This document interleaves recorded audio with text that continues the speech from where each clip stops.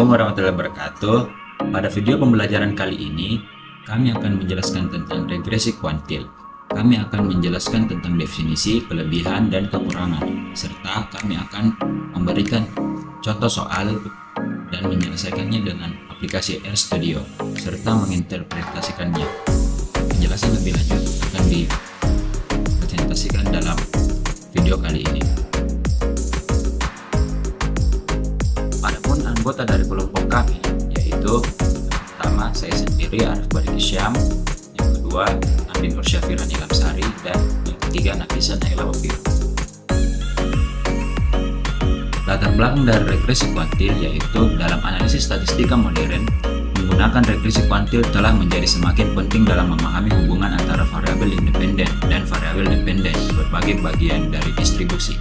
Metode ini menawarkan pendekatan yang kuat untuk mengeksplorasi keragaman dalam data, terutama di segmen-segmen ekstrim yang seringkali tidak terlihat dalam analisis regresi klasik. Pengertian regresi kuantil. Regresi kuantil adalah suatu pendekatan dalam analisis regresi yang digunakan untuk menjelaskan hubungan antara variabel respon dan variabel prediktor, tidak hanya pada ukuran pemusatan variabel respon, namun juga pada berbagai kuantil. Regresi kuantil sangat berguna jika distribusi dari data tidak homogen atau heterogeneus dan tidak berbentuk standar. Bentuk tidak standar tersebut seperti tidak simetris dan terdapat ekor pada sebaran data. Penerapan regresi kuantil. Metode regresi kuantil telah banyak diterapkan pada berbagai bidang, yaitu yang pertama, analisis ekonometrika. Regresi kuantil digunakan untuk memodelkan hubungan antara variabel makroekonomi dan variabel mikroekonomi. Yang kedua, analisis kesehatan. Regresi kuantil digunakan untuk memodelkan hubungan antara variabel kesehatan dan variabel demografi. Dan yang ketiga, analisis sosial. Regresi kuantil digunakan untuk memodelkan hubungan antara variabel sosial dan variabel ekonomi. Adapun kekurangan dan kelebihan regresi kuantil. Kelebihan regresi kuantil antara lain, yang pertama, fleksibilitas. Regresi kuantil memungkinkan analisis yang lebih fleksibel karena tidak hanya memperhatikan nilai rata-rata, tetapi juga memperhatikan variasi pada berbagai persentil dari distribusi data. Yang kedua, robust terhadap pencilan.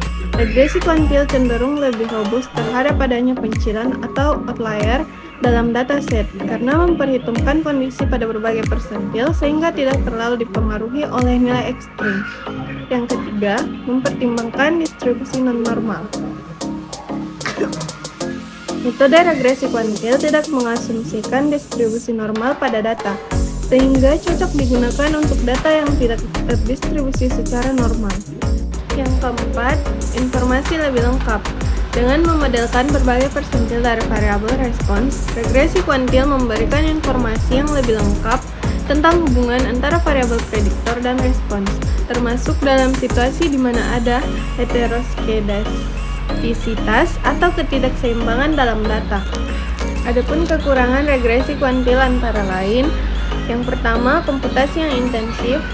Estimasi regresi kuantil dapat membutuhkan komputasi yang lebih intensif dibandingkan dengan regresi linear biasa, terutama ketika ingin memperoleh estimasi untuk beberapa persentil. Yang kedua, interpretasi yang kompleks. Hasil dari regresi kuantil seringkali sulit untuk diinterpretasikan secara langsung, terutama bagi peneliti yang tidak memiliki latar belakang statistik yang kuat. Yang ketiga, sensitif terhadap pemilihan persentil. Hasil dari regresi kuantil bisa berbeda-beda tergantung pada persentil yang dipilih, sehingga pemilihan persentil yang terdapat menjadi krusial. Yang keempat, keterbatasan pada variabel prediktor.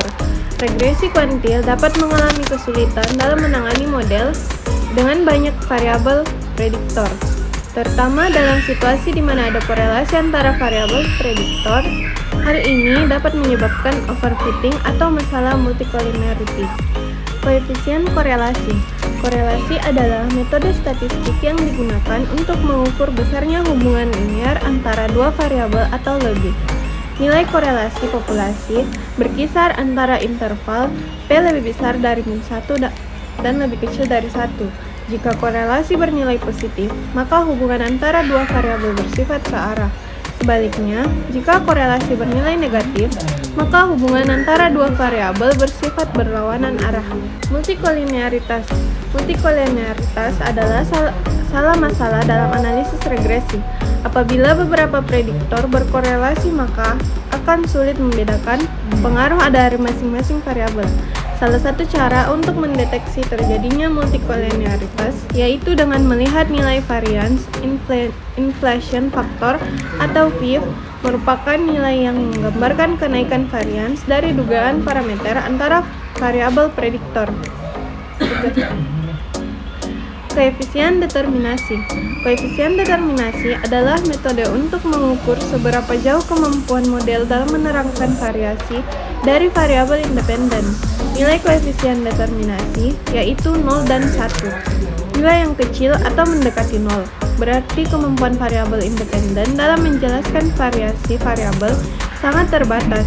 Sebaliknya, apabila nilai mendekati 1 berarti variabel independen memberikan hampir semua informasi yang dibutuhkan untuk memprediksi variabel dependen. Contoh soal. Data dan metode. Data yang kami gunakan adalah data DPD Jawa Tengah tahun 2021. Data yang digunakan terdiri dari satu perubahan dependen yaitu jumlah kasus Y dan 3 perubahan dependen yaitu kepadatan penduduk, curah hujan, dan fasilitas kesehatan. Metode analisis diawali dengan eksplorasi data. Selanjutnya akan dilanjutkan dengan melakukan analisis regresi kuantil antara jumlah kasus DPD terhadap faktor yang diamati. Pengolahan data dilakukan menggunakan perangkat lunak yaitu RStudio dengan Packer Quantrack. Berikut adalah penjelasan yang lebih jelasnya. Setelah itu kita akan mengolah data kita di server RStudio. Kemudian pertama-tama kita akan menginstal Packer Quantrack dan car. Kemudian kita memanggil Packer Quantrack. Kemudian kita memasukkan data kita menggunakan retailing clipboard. Kami sudah menyalin data kami dari Excel. Kemudian kita panggil datanya. Kemudian kita mencari model linearnya dengan sintaks lm dengan formula y x1 tambah x2 tambah x3. Kemudian kita manggil menggunakan summary. Ini hasil model linearnya. Kemudian kita akan menguji multikolinearitasnya menggunakan library car dan Swift model, dan ini hasil uji multikolinearitasnya. Kemudian kita akan mencari korelasi persennya menggunakan for. Ini korelasi persen untuk x1 dan ini untuk x2 dan ini untuk x3. Kemudian kita akan mencari regresi kuantilnya menggunakan Q1 sama dengan RQ, yaitu Y sama dengan X1 dan X2 dan tambah X3. Kemudian kita summary, yang ini hasil regresi kuantilnya. Kemudian kita mencari residual errornya,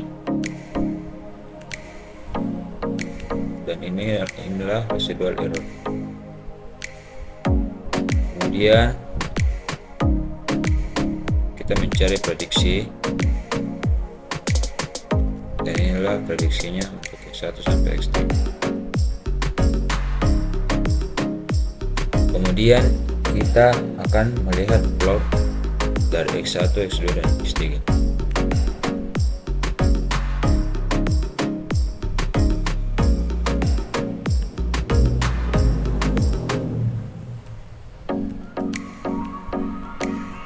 Dan ini adalah plot dari X1.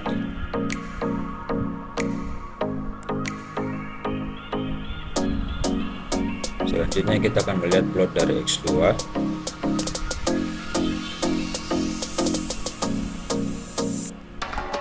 Ini adalah plot dari X2. Dan selanjutnya kita akan melihat plot dari X3.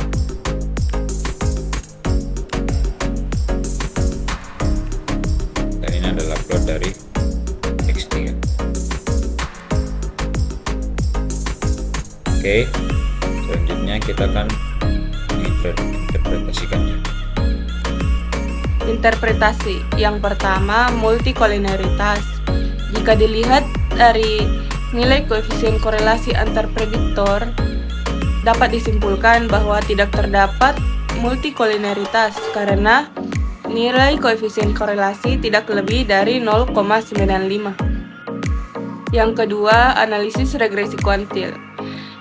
Untuk memastikan terdapat atau tidaknya multikolineritas, bisa diketahui dari nilai Fifth pada tiap variabel prediktor. Nilai Fifth dari masing-masing variabel prediktor yang digunakan adalah sebagai berikut. Dari tabel tersebut menunjukkan bahwa nilai Fifth pada setiap variabel prediktor kurang dari 10. Artinya tidak terdapat multikolineritas antar variabel prediktor. Yang ketiga, koefisien korelasi persen. Berdasarkan perhitungan koefisien korelasi persen, terlihat bahwa terdapat hubungan negatif lemah antara penderita DBD atau Y dengan kepadatan penduduk atau X1.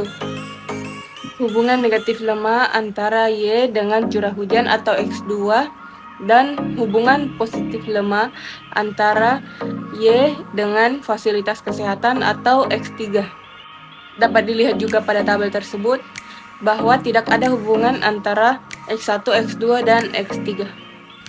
Yang keempat, koefisien determinan. Koefisien determinan R2 merupakan besaran yang digunakan untuk mengukur kelayakan model regresi dan menunjukkan besar kontribusi variabel X terhadap peubah variabel Y. Semakin tinggi nilai R2 mendekati 1, maka semakin baik model regresi yang terbentuk. Berdasarkan tabel tersebut, dapat dilihat bahwa model Q0,05 memiliki nilai koefisien determinan sebanyak 57% yang lebih besar dari model yang lain. Artinya, model ini dapat menjelaskan kasus DBD sebanyak 57%. Yang kelima, uji parsial. Dari hasil uji parsial pada tabel tersebut, dapat disimpulkan bahwa variabel kepadatan penduduk berpengaruh signifikan terhadap jumlah kasus DBD dengan koefisien regresi sebesar minus 0,024 dan value 0,041, menunjukkan bahwa peningkatan kepadatan penduduk menurunkan jumlah kasus DBD secara signifikan pada tingkat kepercayaan 95%. Variabel curah hujan memiliki koefisien regresi 0,002 dan p-value 0,078 yang menunjukkan pengaruh positif namun tidak signifikan secara statistik. Sedangkan variabel fasilitas kesehatan dengan koefisien regresi minus 0,002 dan p-value 0,124 menunjukkan pengaruh negatif yang tidak signifikan secara statistik. Oleh karena itu, kepadatan penduduk merupakan faktor yang paling signifikan dalam memengaruhi jumlah kasus DBD, diikuti oleh curah hujan dan fasilitas kesehatan yang pengaruhnya tidak signifikan. Kesimpulan yang bisa kita tarik dari video pembelajaran singkat ini yaitu regresi kuantil adalah pendekatan yang fleksibel dan robust dalam analisis regresi untuk memahami hubungan antara variabel independen dan dependen di berbagai bagian distribusi. Meskipun memiliki kelebihan seperti kemampuan untuk mengatasi distribusi non-normal, regresi kuantil juga memiliki kelemahan seperti komputasi intensif dan interpretasi yang kompleks. Analisis regresi kuantil pada kasus DBD menunjukkan bahwa kepadatan penduduk memiliki pengaruh signifikan terhadap jumlah kasus DBD, sementara curah hujan dan fasilitas kesehatan tidak signifikan secara statistik. Model regresi kuantil yang dikembangkan memiliki koefisien determinasi yang tinggi sehingga dapat menjelaskan sebagian besar variabel kasus DBD. Hasil uji parsial menunjukkan bahwa variabel kepadatan penduduk memiliki pengaruh signifikan terhadap jumlah kasus DBD, sementara variabel lainnya tidak signifikan secara statistik. Dengan demikian, regresi kuantil merupakan alat yang berguna dalam analisis regresi untuk memahami hubungan antara variabel independen dan dependen di berbagai bagian distribusi. Meskipun perlu diperhatikan kelemahan dan langkah-langkah analisis yang diperlukan untuk mengoptimalkan penggunanya. Saran, masih terdapat banyak aplikasi metode regresi kuantil yang dapat dikaji lebih dalam seperti penerapan pada analisis non-parametrik, regresi kuantil non-linear, dan lain-lain.